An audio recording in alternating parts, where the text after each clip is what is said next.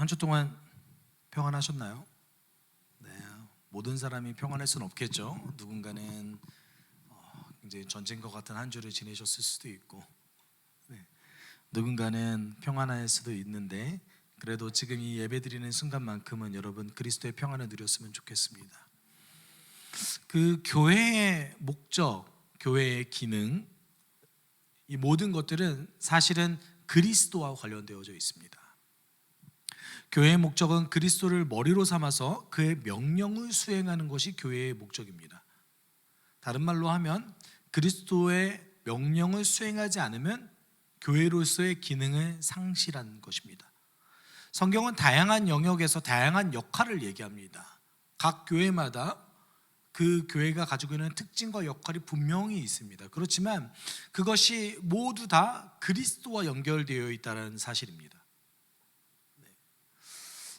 그러나 이 수많은 방법들이 사실은 한 가지 방법론에 의해서 역할되어지고 기능되어집니다. 교회가 각자의 특징이 다 다르잖아요.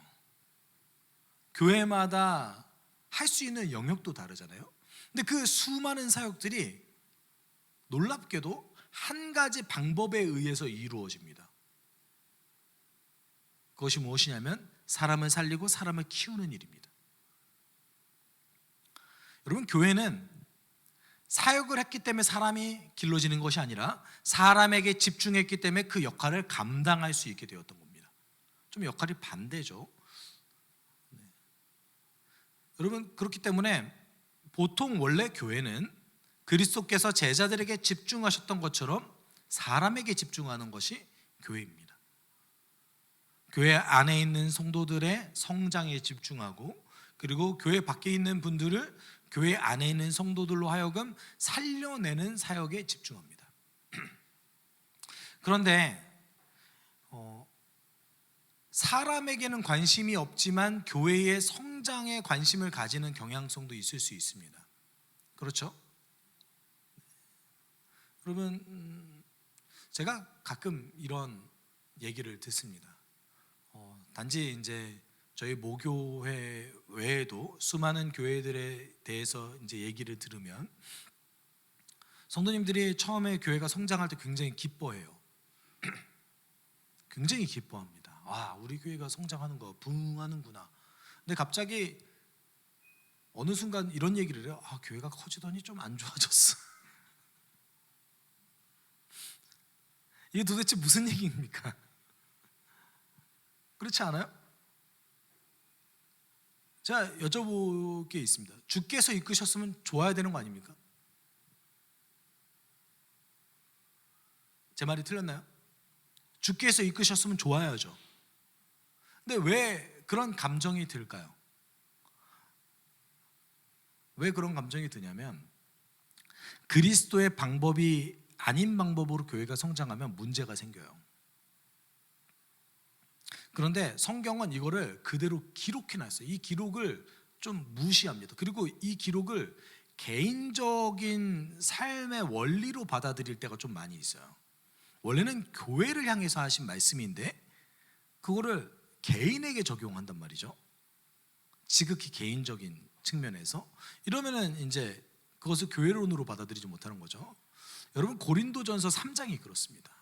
제가 이제 말씀 준비하지 않았는데 고린도전서 3장 같이 좀 펴볼까요?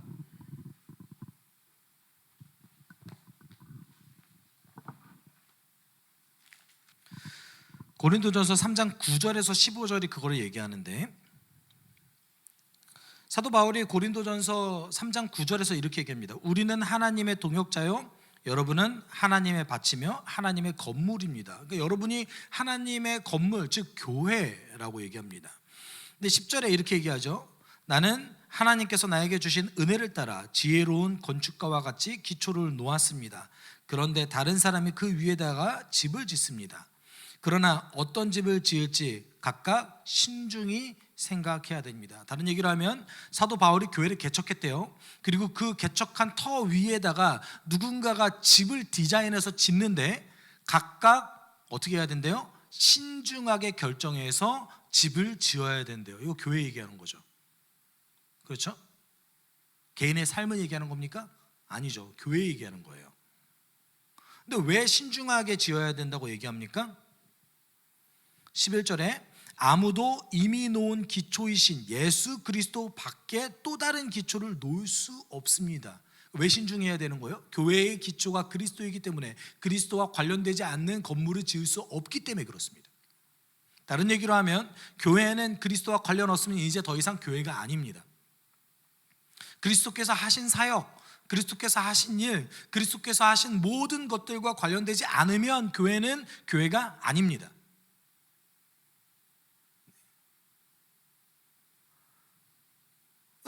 만약에 그러면 그리스도의 기초 삼지 않아서 교회를 짓는다면, 교회가 그렇게 운영된다면 어떻게 된대요? 그 결과가 나와요. 어떻게 된대요? 하나님께서 불로써 각 사람의 업적, 그 교회의 업적을 어떻게 한대요? 그 교회를 검증하신대요. 13절에 그렇게 얘기하죠. 그런데 만약에 12절에 뭐라고 해요? 지프로 지으면, 돌이 아니라 지프로 짓거나 이랬을 때 하나님의 불로써 검증되는 그 시험의 기간 동안 어떻게 된대요? 다 타버린대요. 다 타버린대요. 네. 그래서 이렇게 얘기하죠. 15절에 어떤 사람의 작품이 다 타버리면 그는 손해를 볼 것입니다. 그러나 그 사람은 구원을 받을 것이지만 불속을 헤치고 나오듯 할 것입니다. 다른 얘기로 하면 교회를 세웠어요. 그리고 그 교회를 위해서 평생 동안 헌신했는데 하나님의 심판이 임했을 때 내가 헌신한 그 모든 것들이, 내가 살아왔던 그 모든 것들이 불로 다 타버린다면 그 헌신이 무슨 의미가 있습니까? 그래서 오늘 사도 바울이 고린도전서에서 뭐라고 얘기합니까? 그거 부끄러운 구원이다 이렇게 얘기하죠. 여러분, 이거 개인에게 적용되는 말씀 아닙니다. 물론 각 개인의 삶에 교회의 일원으로서, 교회의 구성원으로서는 적용될 수 있습니다. 그런데 교회에 대한 말씀이에요. 철저하게 교회에 대한 말씀이에요. 그러면 우리가 교회에 대해서 고민할 때 그것이 그리스도와 정말 관련성이 있는가 없는가가 가장 중요한 요소겠죠. 그리고 그것이 만약에 아니라면 내가 아무리 수고가 열심을 내도 교회에 어떤 결과가 나타난다 할지라도 그 결과가 어떻게 되는 거래요? 결국 불에 타 없어지는 거래요. 그러면 여러분, 인생을 살아갈 때 무의미한 것에 내 모든 열정을 쏟아붓는 것만큼 어리석은 삶이 어디 있습니까? 네. 여러분, 우리가 그래서 믿음이 중요한 거예요. 왜 믿음으로 보는 시각이 중요하냐면 그리스도께서 하신 명령대로 살아갈 때는 우리가 눈에 보이기에는 아무 일도 안 일어난 것처럼 보여져요. 결과가 잘 안 나타나는 것처럼 보여져요. 그렇죠? 그럴 때 많습니다. 아주 많습니다. 여러분, 여러분의 인생 가운데서 아주 중요한 결정, 정말 이거는 성령께서 인도하셨구나라는 결정과 인도하심을 뒤늦게 이렇게 살펴보면 생각보다 엄청 대단하게 벌어지지 않았을 가능성이 매우 높습니다. 우연을 가장해서 찾아와요. 그리고 내가 어떤 의미를 부여하지 않고 이거 해야 되니까 했었을 경향성이 굉장히 높습니다. 그런데 그 하나님께서 그것을 선하게 인도하신 거죠. 왜요? 그것이 하나님이 예비하신 그 믿음의 성장 원리에 맞닿아져 있으면 생각보다 엄청난 내 결단과 헌신을 요구하지 대단한 일이 안 벌어졌어요. 나중에 뒤늦게서 보니까 대단한 일이었어요. 교회가 그렇습니다. 만약에 교회에 엄청 대단한 일이 만약에 벌어지잖아요. 좀 무서울 것 같아요. 하나님 도대체 뭘 하시려고 이러시는 거지? 네. 여러분, 저는 교회 이름도 좀 문제가 있는 것 같아요. 교회 이름을 여러분 원래 예수께서 요구하셨던 믿음의 분량이 얼만큼입니까? 겨자씨예요. 교회 이름을 큰 믿음 교회라고 지으면 안 되는 거예요. 원래 그러면 큰 은혜 교회라고 줘야죠. 그렇잖아요. 여러분 에베소서 2장에 보면은 여러분은 은혜로 구원을 얻습니다라는 직접적인 문구가 있습니다. 그런데 꼭 큰 믿음이 그 구원을 얻는 것 같아요. 예수께서 요구하셨던 믿음의 분량 뭡니까? 겨자씨예요. 그 겨자씨 하나의 믿음이 있으면 하나님이 일하신다 이거예요. 우리에게 요구되는 믿음이 겨자씨입니다. 왜냐하면 믿음이 뭡니까? 눈에 보이는 것으로 살아가지 않는 거잖아요. 근데 우리 다 눈에 보이는 대로 살았잖아요. 그렇죠? 그러면 겨자씨만한 믿음을 조금 한번 비유하면 이러지 않겠어요? 혹시 이 정도 믿음 아니겠어요? 그래도 하나님 이렇게 말씀하셨으니까. 지극히 어려운 현실 속에서 여러분 하나님의 명령이 막 와닿으십니까? 아니면 마음속으로 이렇게 얘기합니까? 견뎌야지. 하나님 이렇게 말씀하셨으니까. 이게 겨자씨죠. 은혜가 큰 거지 믿음이 큰 거 아닙니다. 교회도 마찬가지예요. 은혜가 큰 거지 믿음이 큰 게 아닙니다. 대단한 믿음 가지고 우리가 열심히 막 헌신하면 혹시라도 엄청난 결과가 나왔어요. 나중에 하나님의 불의 심판 속에서 뭐라고 얘기하는 겁니까? 그거 지푸라기인데? 무조건 그리스도와 관련되어야 됩니다. 교회는. 오늘 본문 속에서 그런 교회가 등장합니다. 안디옥 교회죠. 그리고 그 그리스도의 명령을 따라서 사람을 살리고 사람을 성장시키는 것에 집중하는 교회와 교회 지도자에 대해서 얘기하고 있습니다. 전 솔직히 얘기할게요. 사람한테 관심 없는 교회 지도자가 사실 있을 수가 없어요. 어떻게 있을 수 있어요? 그러면 안 되는 거예요. 교회 지도자가 될수록 사람에게 더 관심을 가져야 되는 거예요. 최소한 우리 장로교 교단의 기준으로 봤을 때 안수 집사 이상들은 전부 다 사람한테 관심이 있어서 사람 때문에 살아가는 사람들이어야지 되는 사람들이에요. 그거 있을 수가 없는 얘기인데 있을 수 없는 얘기가 너무 많이 벌어져서 상식이 돼버린 세상이 됐어요. 사람 수가 너무 많아가지고 사람한테 관심을 가질 수 없다고? 그럼 쪼개야죠. 무슨 소리를 하는 거예요 지금? 이찬수 목사님이 처음에 교회를 개척하신 다음에 사람들이 막 몰려왔을 때 이찬수 목사님의 반응이 뭐였는지 아십니까? 안 기뻐했어요. 맨날 우셨대요. 왜요? 사람을 돌볼 수 없으니까요. 그 성향이 결국은 목회의 마지막에 나타나는 거 아닙니까? 그래서 쪼갰잖아요. 왜요? 사람 돌보게 하려고요. 후배 목사로서 그 결단을 굉장히 기뻐하고 존중하는 겁니다. 본질을 따라서 살아가셨던 목사님이구나, 이렇게 존경하는 거죠. 오늘 본문 속에 그 사람한테 관심을 지극히 가졌던 교회가 나옵니다. 여러분 안디옥에서 새로운 형태, 이건 새로운 형태죠. 그렇죠? 다른 민족과 유대인이 함께 결합된 교회가 등장했습니다. 정말 하나님께서 기뻐하셨을 것 같아요.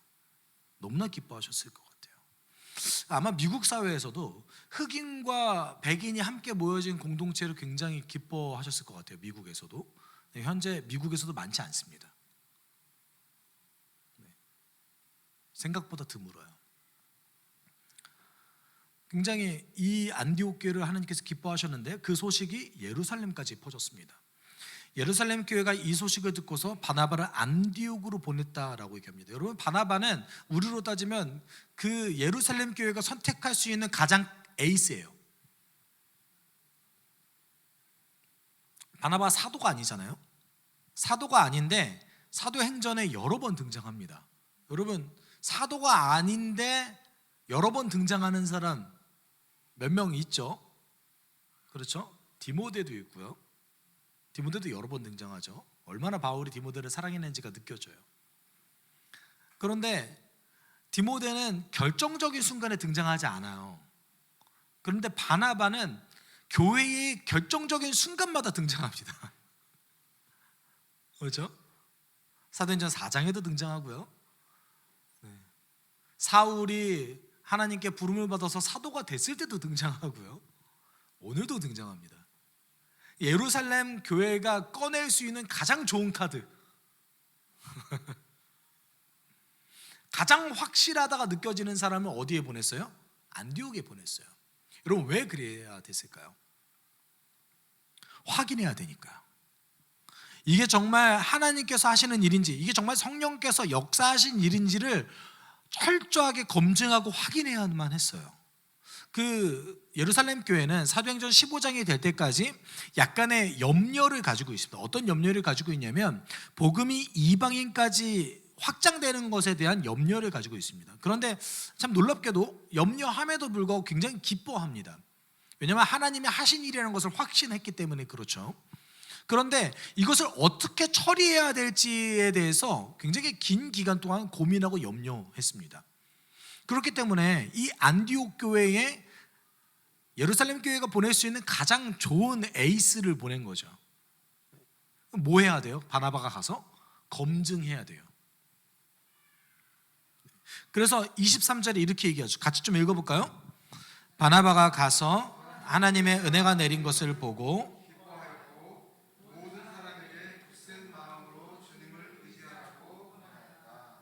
아멘.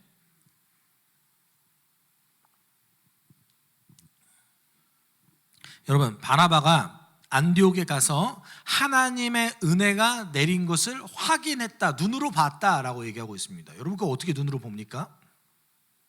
항상 어떤 분들이 저에게 그렇게 얘기하시더라고요.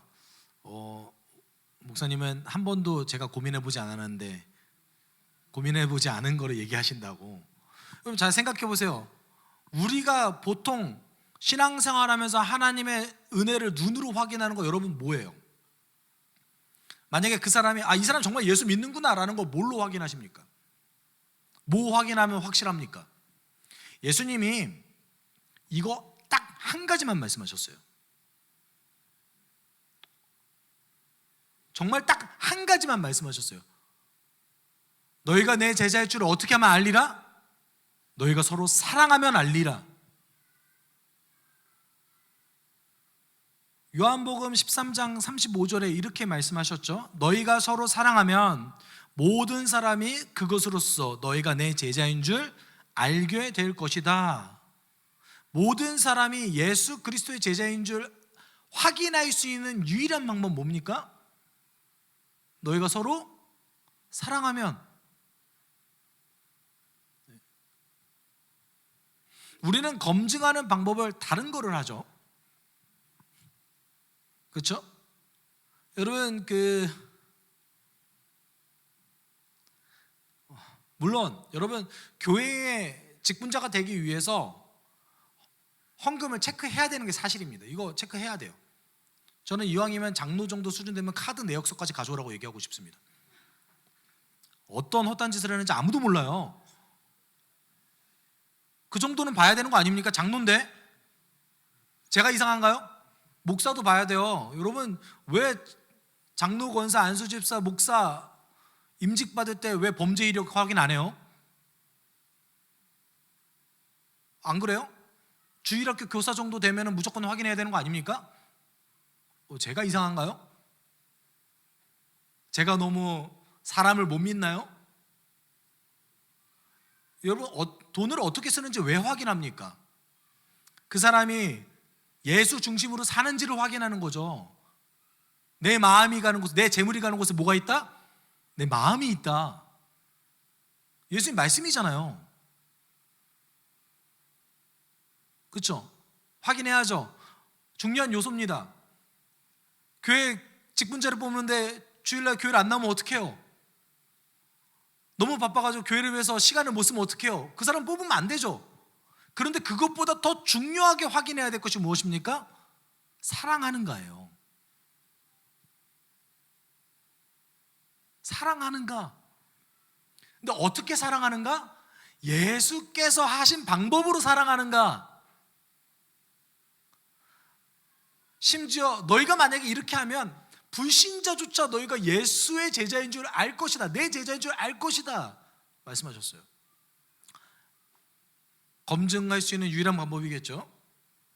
그렇지만 좀 주관적이겠죠. 그럼 바나바는 하나님의 은혜를 확인할 수 있는 자격이 있습니까? 없습니까? 있습니다. 왜요? 서로 사랑하고 있으니까요. 그런 공동체에 있으니까요. 뭘 봐야 확인하죠.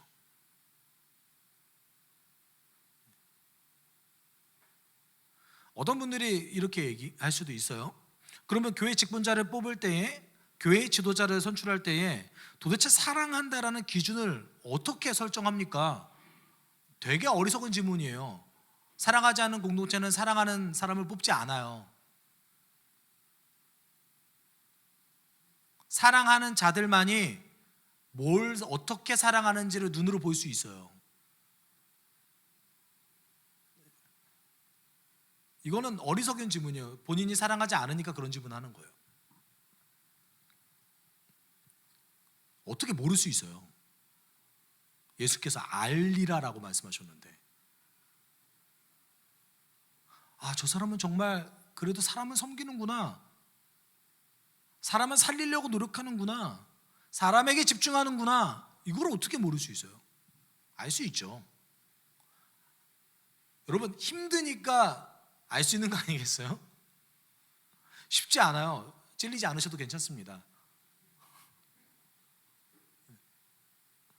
바나바가 확인했던 하나님의 은혜 뭐였을까요? 사랑을 확인했겠죠. 저는 확신합니다. 물론 이 안디옥 교회에 성령의 다양한 역사들이 있었을 가능성이 있습니다. 예배가 정말 좋았을 수도 있습니다. 그런데 가장 중요한 요소로서 서로 사랑하는지를 확인했을 겁니다. 왜냐하면 이것이 예수의 능력이 아니고서는 할 수 없는 일이기 때문에 그렇습니다. 안 되는 일이에요. 예수 의지하지 않으면 안 되는 일이에요. 그러니까 여러분께서도 회심하지 않은 자들에게 이걸 요구할 수 없어요. 저는 사실 저희가 첫 번째로 중심 가치로 두는 것 중에 하나가 찾는 이 중심 아닙니까? 근데 찾는 이와 불신자를 좀 구분하는 편입니다.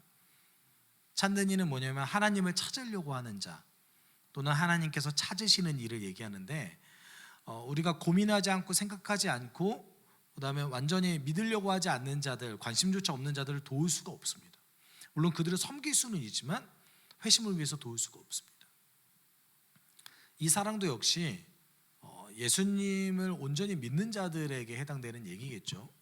네. 바나바는 이걸 확인한 거예요.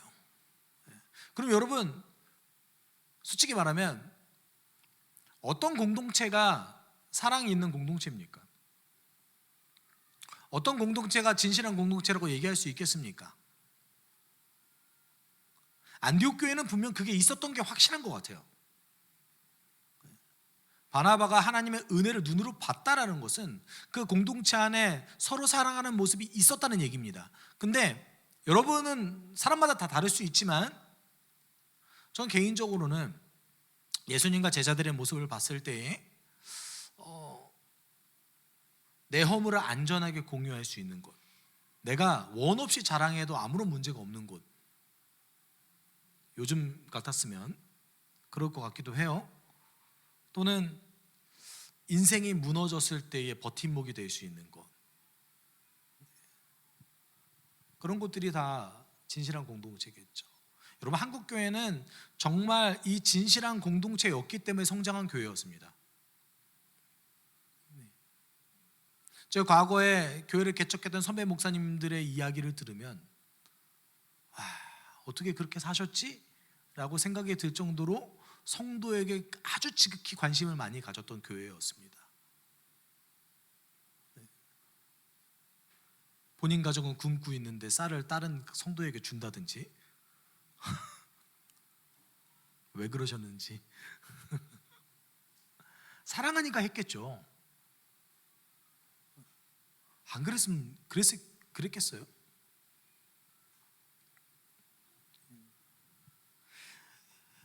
하나님의 사랑, 하나님의 은혜를 확인한 바나바가 제자들에게, 안디옥 교회 공동체에게 권면을 하죠. 뭐라고 얘기합니까? 모든 사람에게 굳센 마음으로 주님을 의지하려고 권하였다라고 얘기합니다. 굳센 마음으로 주님을 의지해라. 여러분, 이것이 이제 두 가지 파트로 좀 나눠지는데, 첫 번째는 이제 굳건함이라는 개념과 충실함이라는 개념입니다. 이거를 이제 NET 번역에서 헌신적인 마음으로 주께 계속해서 충성하라라고 번역을 했습니다. 저는 이거 가장 좋은 번역이라고 생각합니다. 헌신적인 마음으로 주님께 계속해서 충성하라라고 얘기했습니다. 도대체 왜 이렇게 권면했을까요? 너무나 당연한 말씀이어가지고 그렇지, 바나바가 당연한 말씀을 이렇게 했구나라고 여러분 생각하십니까? 그랬으면 성경에 기록되지 않았겠죠. 바나바가 하나님의 은혜를 처음 확인하자마자 안디옥 교회에 권면한 게 굳센 마음으로 주를 의지해라. 사실 이거를 좀 더 번역하면은 헌신적인 마음으로 계속해서 주님께 충성해라라는 뜻인데, 왜 이렇게 했을까요? 이 가르침이 믿음의 본질이기 때문에 그래요. 왜냐하면 예수께서 씨 뿌리는 비유를 하셨을 때 누가복음 8장 15절에 이렇게 말씀하셨어요. 같이 읽어볼까요? 그리고 좋은 땅에 떨어진 것은 바르고 착한 마음으로 말씀을 듣고서 그것을 굳게 간직하여 견디고 가운데 열매를 맺는 사람들이다. 여러분, 예수님의 비유에서 씨앗은 하나님의 말씀이죠. 그리고 땅은 말씀을 받아들이는 사람입니다. 하나님의 말씀을 받아들이고 열매 맺는 사람들의 특징이 뭡니까? 바르게 듣고 굳게 간직해서 견디는 사람이라고 말하고 있습니다. 여러분, 이것과 오늘 바나바가 얘기한 헌신적인 마음으로 주님께 계속해서 충성하라라는 말이 사실 동일한 말입니다. 동일한 어원을 사용하고 있습니다. 굳세게 견디면서 계속해서 그 마음을 주님께로 간직하라라는 말인 거죠. 이것이 어떤 비결이에요? 하나님의 말씀을 그대로 간직해서 열매 맺는 삶의 비결인 거예요. 다른 얘기로 하면 바나바가 안디옥 교회 성도들에게 어떤 원리를 가르친 거예요? 지금 말씀을 간직해서 열매 맺는 삶의 원리를 가르친 거죠. 열매가 뭡니까? 우리가 착각하는 경향성이 있어요. 이 열매를 두 가지 부분에서만 국한시키고 제한시켜요. 첫 번째는 전도의 열매로 생각하는 경향성이 좀 있습니다. 그래서 좋은 땅에 떨어진 씨앗, 내가 좋은 땅이면 30배, 60배, 100배, 그러니까 30명, 60명, 100명 정도 전도를 해야 좋은 땅이 되시는 거죠. 아멘이 아무도.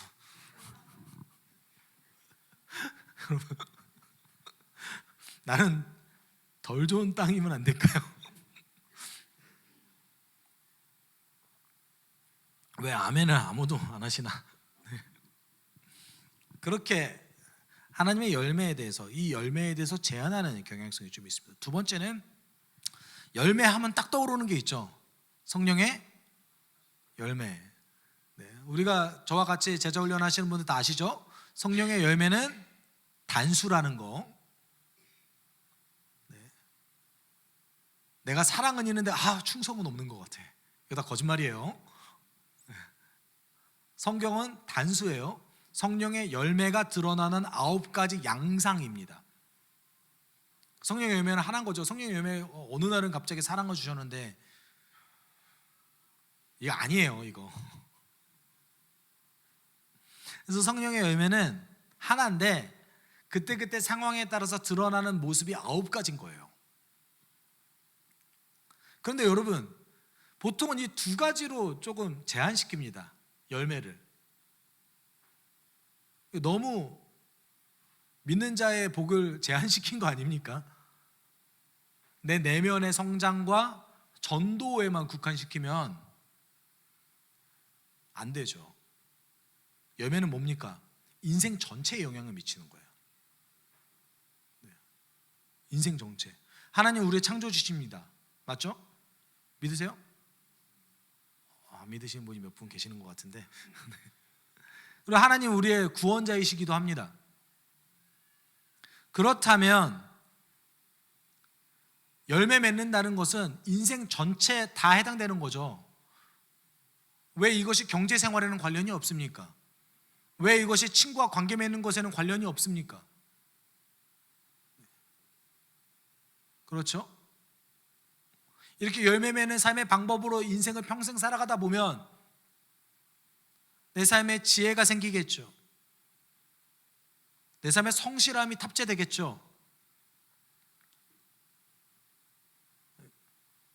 물론 이 세상이 깨어졌기 때문에 의외의 모습들, 말도 안 되는 일들이 벌어질 가능성이 없는 것은 아닙니다. 그렇지만 적어도 우리의 인생의 원리, 이렇게 살았을 때 너희가 열매 맺을 거야 라는 것은 하나님께서 말씀하셨기 때문에 분명한 사실입니다.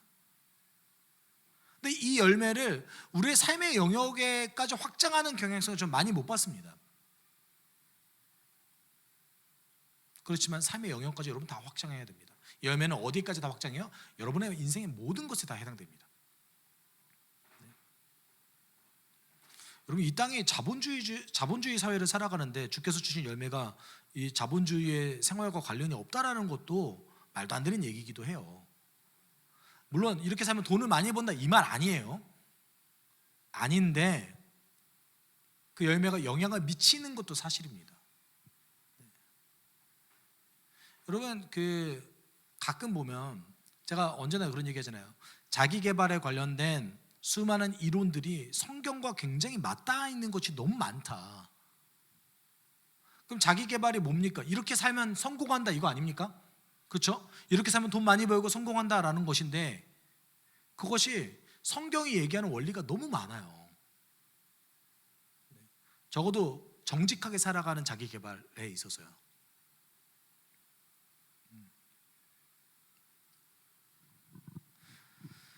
바나바는 열매 맺는 삶의 원리를 알려준 겁니다. 그것이 믿음의 원리이기도 하죠. 그런데 저는 24절이 좀 충격적이었어요. 왜냐하면 바나바가 가르침을 줬어요. 어떤 권면을 했습니다. 그럼 보통은 우리가 기대하는 바는 뭡니까? 성도들이 그 권면을 들었더니 말씀이 충만해서 성장했더라 이거 아닙니까? 사람이 변한 모습이 나타나더라. 그런데 이상한 구절이 하나 등장해요. 근데 이것이 교회의 원리입니다. 24절 같이 볼까요? 같이 읽어봅시다. 바나바는 착한 사람이요 성령과 믿음이 충만한 사람이었다. 그래서 많은 사람이 주님께 나아왔다. 여러분의 상식으로는 이 구절 굉장히 충격적일 수 있습니다. 왜냐하면 원래 정확하게 번역하면 바나바는 여기서 착하다라는 말이 구약 성경에서 얘기하는 선하다라는 말과 동일한 말입니다. 선한 사람인 거예요. 하나님의 성품을 닮은 거예요. 구약 성경 특별히 시편에서 하나님은 선하십니다라는 표현이 얼마나 많이 등장합니까? 그 선하다는 말이에요. 바나바는 선한 사람입니다. 그리고 성령과 믿음이 충만한 사람이었기 때문에 이게 정확한 번역이에요. 못 모였기 때문에 어떤 얘기입니까 지금? 영어로 하면은 because로 시작한 거예요. 메인 센텐스가 아닌 거죠 지금. 원인인 거예요. 원인. 어떤 거의 원인입니까? 그 뒷구절의 원인인 거예요. 어떤 원인이요? 그래서 많은 사람이 주님께 나아왔다라고 얘기합니다. 여러분 보통 우리는 바나바가 말씀을 전해서 그 말씀이 성도들에게 영향을 미치고 그들의 삶이 변했기 때문에 교회가 이만큼 성장했습니다라고 받아들이면 솔직히 말하면 여러분 그치 맞아 라고 생각하시겠죠. 교회 교회가 이렇게 성장했습니다, 많은 사람들이 주님께로 돌아왔습니다라는 원인을 단 한 가지로 꼽고 있습니다. 뭐예요? 바나바가 선하고 성령과 믿음이 충만한 사람이었다였습니다.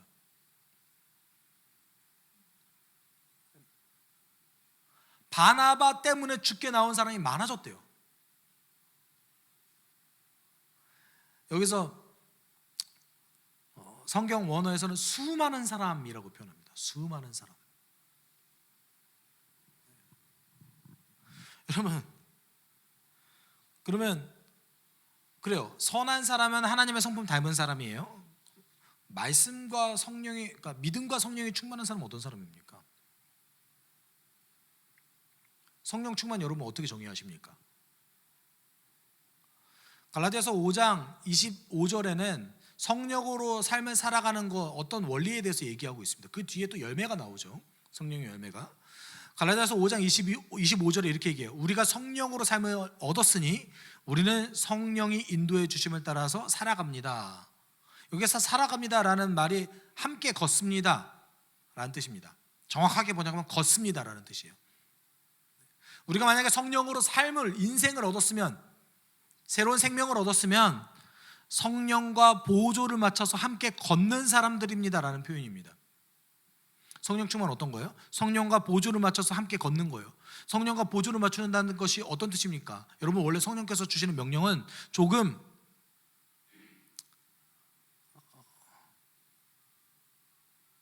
꺼리낌이 있어요. 인생 가운데 가장 쉬운 방법이 뭔지 아십니까? 하던 대로 사는 거예요.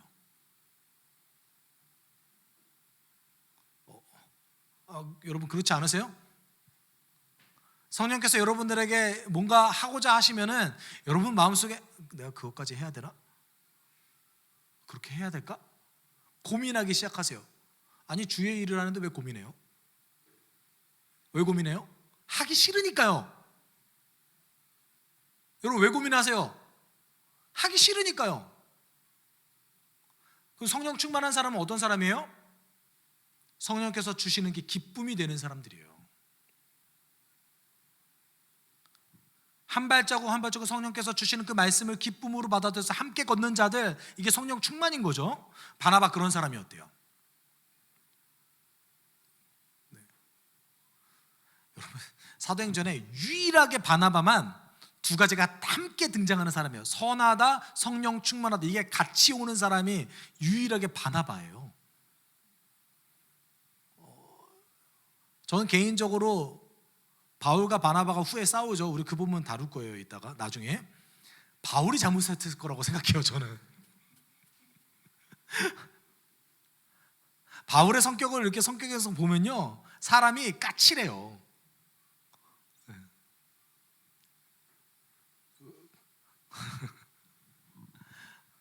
엄청 위대하고 대단한 사도인 건 분명하지만 그때 정말로 바나바는 괜찮았을 것 같아요.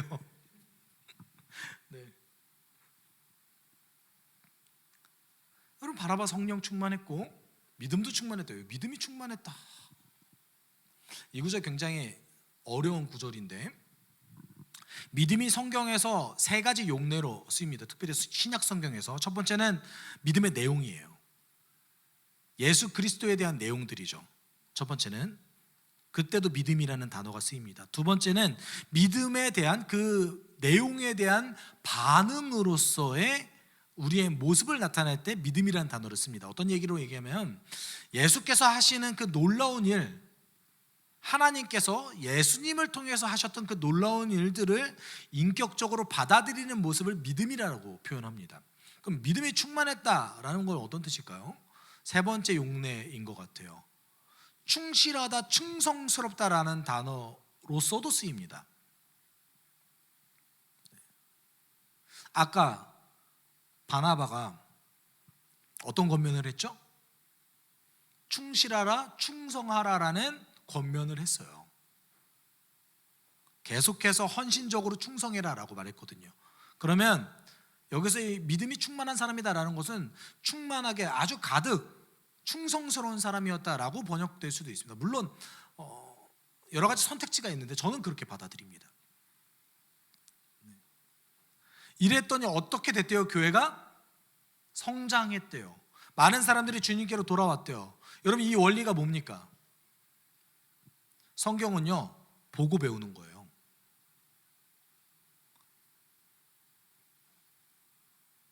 하나님의 원리가 그거죠. 예수께서 제자들에게 본을 보이셨습니다. 그리고 제자들이요, 어떻게 했어요? 예루살렘 교회의 모범이 되었습니다. 예루살렘 교회에서의 그 사도들의 모범을 보고 안디옥 교회의 몇몇 사람들이 이방인에게까지 복음을 전한 거 아니겠습니까? 우리가 간과한 것이 있는데, 사도 바울이 이와 동일한 표현을 3번이나 썼다는 걸 간과합니다. 나를 본받아라 라는 말을 사도 바울이 3번이나 썼어요. 고린도전서 4장 6절, 고린도전서 11장 1절, 빌립보서 3장 17절에 모두 뭐라고 얘기합니까? 나를 본받는 사람이 되십시오. 사도 바울이 너무 자의식이 막 넘쳐나는 사람이어서요? 아니죠. 이게 어떤 원리이기 때문에 그래요? 믿음의 원리이기 때문에 그런 거예요.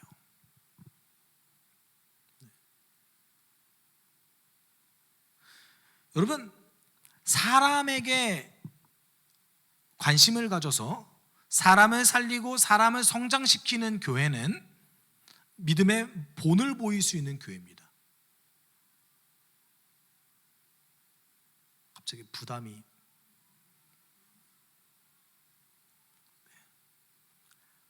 저는 어떻겠어요?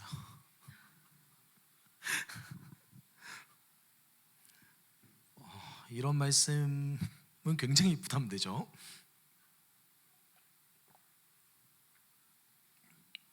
사도 바울이 이렇게 얘기하죠. 그러므로 나는 여러분에게 권합니다. 여러분은 나를 본받는 사람이 되십시오.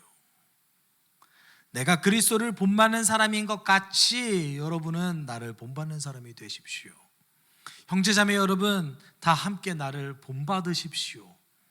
이거 감옥에서 썼어요. 감옥에 있는 사람은 뭘 본받습니까? 그런데 그렇게 썼어요. 여러분이 우리를 본보기로 삼은 것과 같이 우리를 본받아서 사는 사람들을 눈여겨보십시오. 그럼 여러분,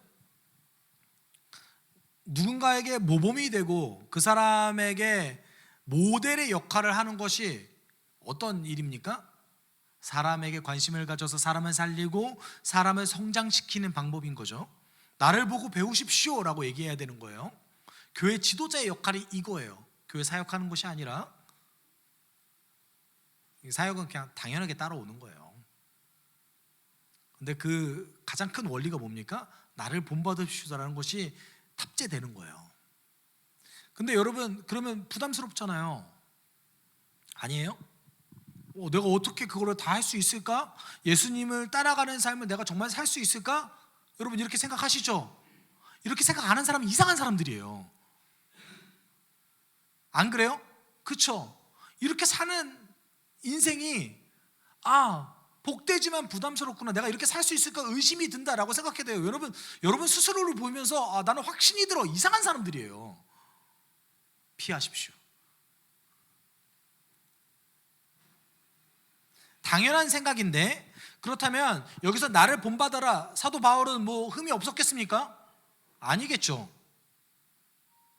사도 바울도 그 마음속에 흠결이 있을 거예요. 그러니까 자신의 인생의 마지막에 썼던 성경에 괴롭다고 썼죠. 죄인 중에 내가 괴수다 이렇게 썼어요. 인생의 마지막에 썼던 성경에. 그런 사람이 본받으래요. 너무 말이 안 되는 것 같은데 말이 됩니다. 왜냐하면 이 본받는 것이 예수 그리스도를 완벽하게 따라간다 이 말이 아니기 때문에 그래요. 어떤 것이 중요합니까? 우리 요한일서 3장 18절 같이 읽어볼게요. 같이 읽어봅시다. 자녀된 이 여러분, 우리는 말로나 혀로 사랑하지 말고 행동과 진실함으로 사랑합시다. 여러분, 누군가에게 모범을 보여서 그 사람을 살려내고 그 사람을 성장시키는 일은 완벽을 얘기하는 것이 아니라 진실한 인생을 뜻합니다. 여러분, 양심에 아무런 꺼리낌이 없고자 하는 것은 사실은 하나님의 뜻과 반대되는 생각이에요. 여러분, 어떻게 양심에 아무런 꺼리낌 없이 살아갈 수 있으세요?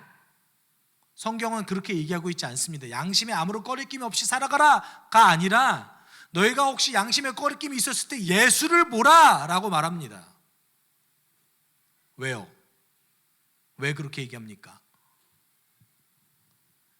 하나님께서는 십자가에서 이루셨던 예수님의 그 놀라운 능력을 우리가 날마다 목격하고 보기를 원하시기 때문에 그렇습니다. 여러분, 그 인생의 진실함, 그 태도, 그것이 우리가 예수를 닮아가는 삶인 거예요. 근데 우리는 누군가에게 모범을 보여야 돼, 누군가에게 삶의 어떤 모델로서 작용해야 돼라고 얘기했을 때 인생이 완벽해야 된다라고 착각합니다. 그런 게 아닌 거죠. 행함과 진실함으로 살아가는 겁니다.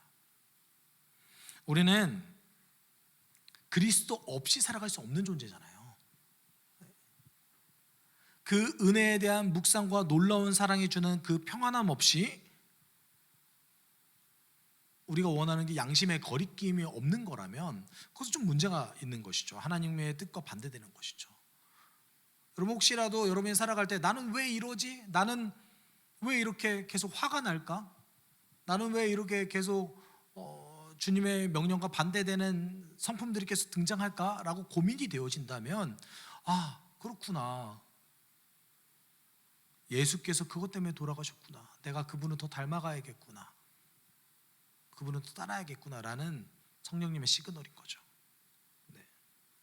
우리는 양심에 거리낌이 없고자 하는 자들이 아니라 은혜를 받아들여서 감사하며 온전해지려는 자들입니다. 완벽해지려는 자들이 아니에요. 이것이 뭡니까? 사람을 살리는 비결이에요. 너무 부담스러워하지 마십시오. 진실함이 중요합니다.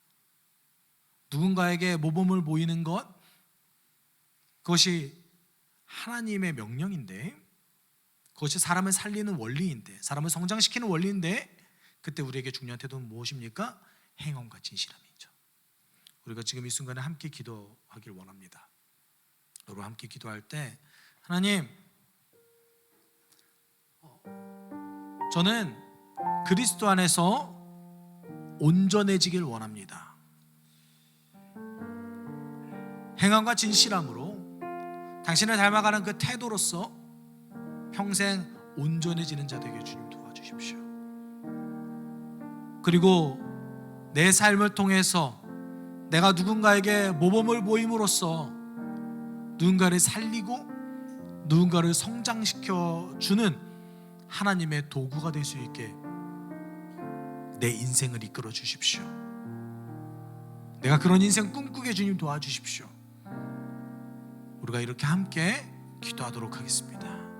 사랑 많으신 하나님, 우리가 주님 안에서 온전해지는 자 되길 원합니다. 하나님, 누군가에게 모범을 보이고 누군가에게 본을 보일 수 있는 자 될 수 있게 주님 도와주십시오. 사랑 많으신 하나님 아버지, 내 마음 가운데 주님, 사랑하는 자, 하나님, 사람을 섬기는 자, 사람을 살려서 그 사람에게 마음을 두는 자, 하나님, 그런 자 되게 주님 도와주십시오. 사랑이 많으신 하나님 아버지, 도와주시고 주님께서 주시는 그 놀라운 능력들이 하나님 내 마음 가운데 일어나게 주님 도와주십시오. 하나님, 이제 내가 변화된 삶을 살아가며 하나님 진실하게 예수를 따르고 진실하게 주님 앞에 나아갈 수 있는 자 될 수 있게 주님 도와주십시오. 하나님, 누군가에게 모범이 된다라는 것은 하나님 너무나 귀한 일입니다. 사도 바울이 너희는 내가 예수를 본받는 자가 된 것 같이 나를 본받는 자 되어서 하나님 예수와 함께 따라가는 걷는 자 되자라고 얘기했던 것처럼, 하나님, 우리 교회의 원리가, 우리 교회 성장의 원리가 누군가를 살리고 누군가를 하나님 개유하며 성장시키는 그 원리가 내가 먼저 예수를 따라가기 때문에 나를 따라오십시오라고 얘기하는 교회 될 수 있게 주님 도와주십시오. 내가 먼저 예수를 따르게 주님 인도해 주십시오. 행함과 진실함으로 모범을 보일 수 있게 하여 주십시오. 아버지, 우리를 지금 인도해 주시는 당신의 놀라운 은혜를 사랑이 많으신 하나님 아버지, 지금 이 순간 우리를 불러주심에 감사를 드립니다. 하나님, 우리 습속교회가 누군가를 살리고 누군가를 성장시키는 교회 되길 원합니다. 그러기 위해서 내가 예수를 따라가고 있으니 나를 따라서 함께 예수를 봅시다라고 얘기할 수 있는 교회 될 수 있게 하여 주십시오. 진실하게 신실하게 주를 따라 먼저 변화된 삶을 누리는 공동체 될 수 있게 주님 도와주시옵소서. 우리가 만들어내는 수많은 열매들이 주님이 주시는 그 시험의 불 가운데 지나갈 때에도 너희가 그리스도 중심으로 살아왔구나, 예수 중심으로 살아왔구나 라는 평가를 드릴 수 있게 깨어있을 수 있게 하여 주시옵소서. 주님, 우리의 한 주간의 삶을 주님께 의탁드리오니 우리의 삶을 받아주시옵시고 진실하게 그리스도의 은혜 안에서 살아갈 수 있게 인도하여 주옵소서. 감사하며 예수님의 이름으로 기도드립니다. 아멘. 주 예수 그리스도의 은혜와 하나님의 사랑과 성령의 교통하심이 예수를 먼저 따라 그 풍성한 은혜를 누리고 누군가를 살리며 성장시키기를 소망하는 숲속교회 성도들 가운데 그들 안에 함께 있을지어다. 아멘.